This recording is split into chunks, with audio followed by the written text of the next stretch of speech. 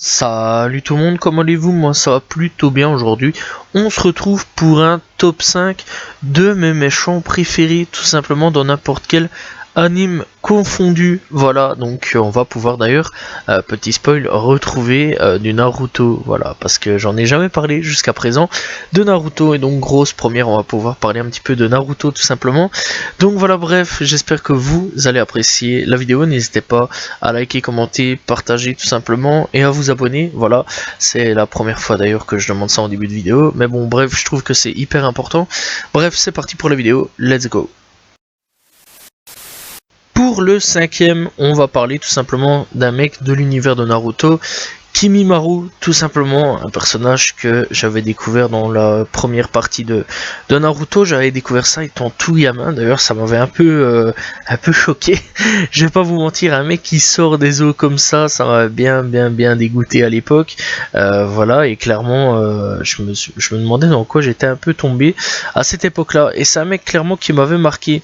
Ici récemment, tout simplement, je mate plutôt Naruto parce que j'ai pas terminé étant plus jeune Naruto tout simplement, et ici donc je suis en train de me les refaire, et c'est vrai que ce mec m'avait plutôt bien marqué. Et quand j'ai revu le combat, parce que j'avais vu ça, j'étais quand même très jeune à cette époque là, je me suis dit putain, en fait c'est une grosse dinguerie quand même ce combat là, et j'avais bien apprécié ce combat là. Alors ce mec se bat avec ses os. Je ne déconne pas, pour ceux qui n'ont jamais vu Naruto, je ne déconne absolument pas, tout simplement. Bref, en gros, le mec peut sortir les os de son corps, la colonne vertébrale pour en faire des épées. Voilà, il peut faire des épines avec ses os, tout simplement. Vraiment des trucs bien glauques. Bref, donc ce mec-là, il faut savoir quand même que, un petit peu dans son histoire, on va pas simplement écarter l'histoire. Donc ce mec tout simplement est l'unique survivant du clan Kaguya. Voilà, et alors il est au service d'Orochimaru, un autre méchant tout simplement de Naruto, très récurrent d'ailleurs, soit dit en passant. Et donc même dans Shippuden, hein, dans l'animé, tout simplement, je sais pas vraiment dans le manga parce que le manga je suis fort en retard aussi, malgré que j'ai de temps en temps un bouquin au caisse. Donc voilà. Et donc dans l'ensemble, on retrouvera aussi un petit peu Kimimaro dans l'histoire tout simplement de l'animé. Donc voilà, et même dans Shippuden on retrouvera un tout petit peu, pas grand chose, hein. Voilà, moi pour le moment de ce que je sais, voilà, parce que je sais clairement qu'il réapparaît un petit peu dans l'animé, malgré qu'il est là principalement dans Naruto en tant que méchant, voilà, qui doit être combattu, et clairement ça a été un combat très mémorable. Et ce mec quand même a des grosses capacités avec son corps, c'est énorme. Voilà, et j'ai trouvé ce combat vraiment exceptionnel, n'hésitez pas à aller le checker. Je trouve que pour un méchant, il aurait vraiment pu faire du sale si malheureusement il n'avait pas eu cette maladie tout simplement qui l'empêchait de faire certaines choses tout simplement. Bref, n'hésitez pas à aller checker ce combat là de Kimimaro tout simplement dans Naruto. Pour le quatrième méchant, je vais parler de Light Yagami.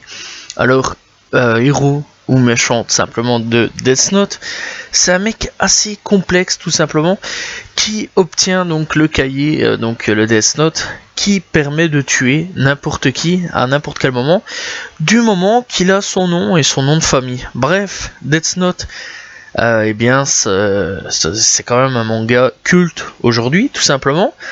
Et donc notre cher Light sera quelque part le méchant principal contre qui la police va essayer de l'attraper. Et alors notre héros principal à nous, puisqu'on va suivre tout simplement Light jusqu'au bout de ses aventures. Et je trouve ça assez intéressant comme personnage tout simplement, parce que c'est un personnage très complexe qui d'ailleurs se fera appeler Kira, donc Dieu, et donc clairement il a la décision tout simplement sur la vie et la mort, et il tuera les criminels ou alors les gens qui le dérangent un petit peu trop et qui se rapprochent un petit peu trop de lui tout simplement avec le Death Note. Bref, donc clairement je trouve quand même que ce mec est très dangereux pour obtenir tout simplement le Death Note. Je sais pas ce que vous en pensez, mais personnellement je trouve quand même que c'est quand même un méchant de l'histoire principale de Death Note. Crocodile, Bref, pour ma part, Crocodile est un méchant assez important et iconique, je trouve, de One Piece tout simplement. Et clairement, c'est un méchant qui m'a fortement marqué à l'époque, avec énormément de choses. Bref, donc Crocodile, c'est un mec qui a le pouvoir du sable, donc il a mangé le fruit du sable, et avec ce fruit, tout simplement, eh bien il va à Alabasta, déjà un pays dans le sable, etc. Voilà, un petit peu comme le Sahara chez nous, tout simplement, donc dans notre univers à nous. Et donc clairement, le mec prive le pays, tout simplement, de pluie avec son fruit du démon. Donc quelque part déjà là, eh bien il y a déjà un gros problème, c'est que le mec clairement veut tout simplement priver la population de boire, manger, etc. à sa guise. Le mec clairement veut créer une guerre entre tout simplement tout ce qui est royauté, donc voilà, vraiment la royauté, contre des résistants, tout simplement des révolutionnaires qui voudront récupérer la tête du roi, tout simplement, pour le fait qu'il ne fait rien, etc., etc. Et le mec a clairement une putain d'organisation aussi secrète, donc voilà, et qui clairement contrôle toute la première partie tout simplement tout simplement de Grand Line. Et clairement, c'est quelque chose aussi, voilà. Et Crocodile aussi, on va pas se mentir, veut aussi avoir les poneglyphes pour essayer d'obtenir tout simplement son rêve, donc sûrement le One Piece, hein, j'imagine, tout simplement.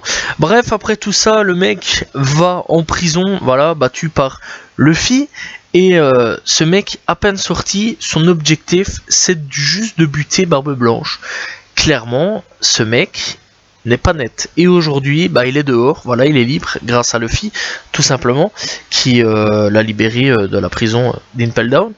Et aujourd'hui, on ne sait pas vraiment quel plan il manipule, enfin ce qu'il fait derrière, tout simplement, qu'il prépare, etc. Est-ce qu'il va manipuler d'autres gens, d'autres rois? Est-ce qu'il prépare de nouvelles choses?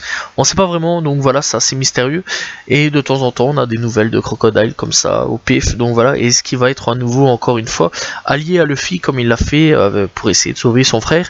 Telle est la question tout simplement sur le futur de ce personnage là, puisque son histoire n'est pas encore finie, puisque tout simplement encore une fois il a été libéré d'Impel Down. Donc voilà, bref, franchement c'est vrai que c'est un personnage qui m'a fortement marqué à l'époque, et j'attends de voir un petit peu la suite de son histoire. Partons vers l'univers de Berserk pour le prochain ennemi, tout simplement, avec Griffith, tout simplement, qui est le personnage, voire l'antagoniste principal du manga de la série, tout simplement, Berserk. Bref, il est présenté au tout début de la série, tout simplement, comme un personnage principal avec Guts, et il deviendra peu à peu le meilleur ami de Guts, tout simplement, et donc Guts qui est le héros. Bref, il faut savoir que le mec, quand même, se sert de Guts, de son armée, parce qu'il faut savoir quand même que le mec est a tout simplement une armée, et donc tout est minutieusement préparé à la moindre détail pour devenir quelque part un dieu, voilà, grâce à un petit collier sur lequel il a ramassé.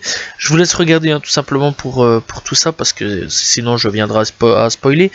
Et clairement, après tout ça, après ce rituel de ce qui se passe, Guts en reviendra tout simplement avec un œil en moins, un bras en moins, tout simplement, puisque là-dedans il y aura 2 survivants, Casca aussi, qui elle a été tout simplement voilà, V. Je vais pas aller très loin là-dessus parce que bon, ça pourrait être un mot qui pourrait choquer tout simplement. Donc clairement la femme a eu pas mal de problèmes, vraiment des plus gros problèmes que Guts, vraiment très très sale d'ailleurs. Donc clairement Griffith mérite d'être à cette place là parce que c'est un très gros enfoiré qui peut clairement dégoûter énormément de personnes. Voilà, d'ailleurs, voilà, clairement, c'est dommage que la série malheureusement se termine pas, tout simplement, puisqu'il faut savoir que son auteur est malheureusement décédé, donc voilà, et clairement, on n'apprendra pas plus à ce niveau-là sur l'histoire avec Griffith et Guts, malheureusement, mais clairement, il va laisser cette place, tout simplement. Pour le premier méchant, l'antagoniste, tout simplement, je vais parler de Freezer. Alors, Freezer, dans Dragon Ball, c'est quelque chose, je pense. Bref, clairement, c'est l'un des pires personnages qui, je pense, a été créé en ce jour, tout simplement, parce que c'est un mec machiavélique, mais un de ces waouh, vraiment très très machiavélique. Voilà, l'un des pires personnages, je pense, tout simplement. Ce mec a clairement des intentions mauvaises. Déjà d'avance, il a anéanti quelques peuples, beaucoup de peuples. Il a anéanti le peuple des Saiyans au complet, voilà, vraiment au complet. Il reste que quelques Saiyans vivants, tout simplement, puisque c'était des gens envoyés soit en mission ailleurs, tout simplement sur une autre planète, ou alors certains ont pu sauver leurs bébés en les envoyant dans d'autres planètes, tel Goku, ou même Broly tout simplement, qui a réussi à être échappé aussi, comme le père de Broly. Voilà, alors je vais reprendre aussi avec tout simplement Dragon Ball Super, hein, puisque maintenant, voilà, il y a eu Broly, etc. Donc voilà, il a clairement éliminé la race des Saiyans. Ici, après, il a été éliminé tout simplement la race des Namek, puisque son objectif était d'avoir tout simplement eh bien, les Dragon Ball pour exaucer son vœu, voilà, quitte à éliminer n'importe qui. D'ailleurs, de toute façon, il aurait clairement éliminé la race des Namek. Et après, son objectif, clairement, c'était d'aller buter Goku. Mais pas que, parce qu'il y a quand même plusieurs trucs, puisqu'il avait décidé aussi de devenir le maître de l'univers 7, quelque part, puisqu'il voulait devenir tout simplement le maître de cet univers.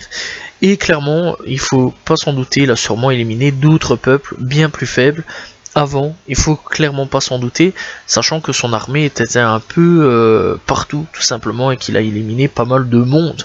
Voilà, bref, clairement, c'est l'un des personnages qui, je pense, était le pire, parce que même après tout ça, son élimination, etc., par Trunks, eh bien, il a encore réussi à trouver un moyen de revenir, tout simplement, puisque Goku avait tout simplement besoin de son aide pour les combats, tout simplement pour sauver l'univers, et bien, tout simplement pouvoir revenir à la vie. Donc, clairement, Freezer, eh bien, à partir de ce moment-là, est revenu.